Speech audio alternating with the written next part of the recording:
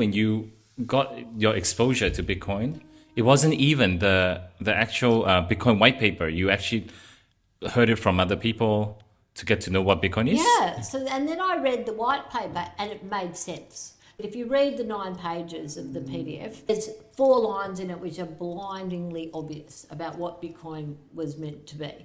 And when it talks about being a peer-to-peer cashless system, it's a global money system. Now, money means something different to everybody. Money isn't fiat currency, and we used to barter gold and shells and potatoes and whatever long before we had pieces of paper with people's head stamps on it. Money is very different to currency.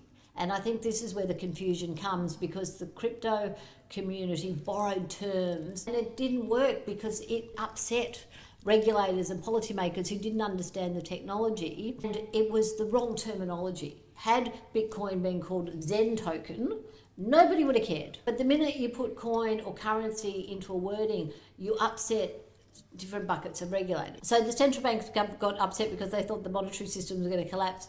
And if you read the definition of legal tender, it's a store of value, a means of payment, and a unit of transfer, or the 3 legal definitions.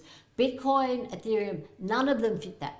Bitcoin might be a store of value, Ethereum might be a payment system, but there is not one cryptocurrency to date that actually fits the definition of fiat currency. So take it out of the mandate of central banks. So in 2014, I was trying to figure out what we should call this thing, and we came up in Australia actually with the term digital assets. We were the first jurisdiction where the Attorney General, we all sat down, the Finance Minister, and we said, what is this thing? It's a digital asset.